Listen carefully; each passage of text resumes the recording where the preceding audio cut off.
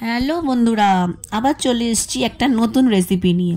হ্যাঁ, শীতকাল মানে একটু পিঠে খেতে তো অবশ্যই ইচ্ছা করে, তাই জন্য বানিয়ে ফেললাম একটা রং বেরঙের পিঠে, পাটিসাপটা। তার জন্য দেখো, একটা বাটির মধ্যে আমি উষ্ণ গরম দুধ নিয়ে নিয়েছি। তার মধ্যে একটু রঙের জন্য বিরিয়ানির মশলা মানে ফুড কালার মিশিয়ে দিয়েছি।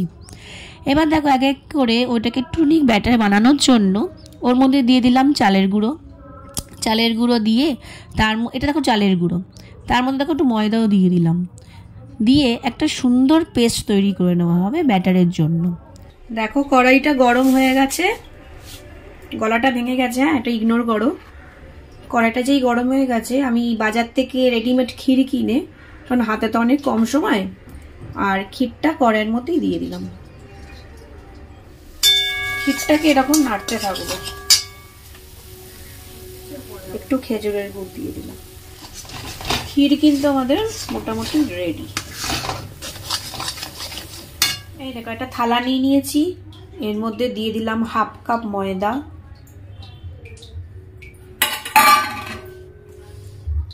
হাফ কাপ সুজি, সব কিন্তু হাফ কাপ করেই আছে,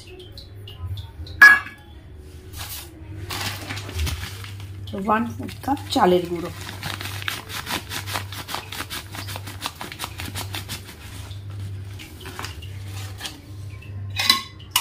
তার সঙ্গে দেব একটু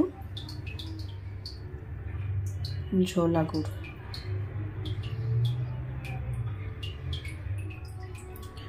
স্বাদের জন্য 1 চিমটে নুন। দেখো, নুনটা রান্নায় সবসময় দিতে হয়, নুন একটা রান্নার ব্যালেন্স তৈরি করে। এবার অল্প করে জল দিয়ে একটা ব্যাটার তৈরি করে নেওয়া হবে। আমি এখানে দুধ দিচ্ছি না, কারণ যেহেতু আমি দুধের একটা আলাদা ব্যাটার তৈরি করেছি। দেখো,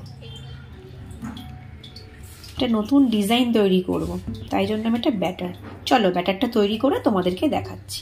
এই দেখো, পাটিসাপটার জন্য ব্যাটার, 2 রকমের কালারিং আর এমনি ব্যাটার, আর এই যে ক্ষীর। চলো এবার তৈরি করা যাক।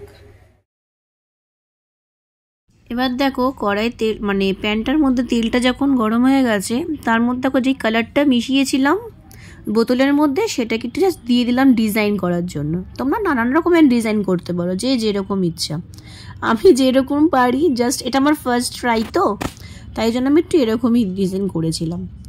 তারপরেই দেখো, ওই যে ব্যাটারটা তৈরি করেছিলাম সেটাও দিয়ে দিলাম, আর তারপরে দিয়ে দিলাম দেখো ক্ষীর, যে ক্ষীরটা বানিয়েছিলাম সেই ক্ষীরটা দিয়ে দিলাম।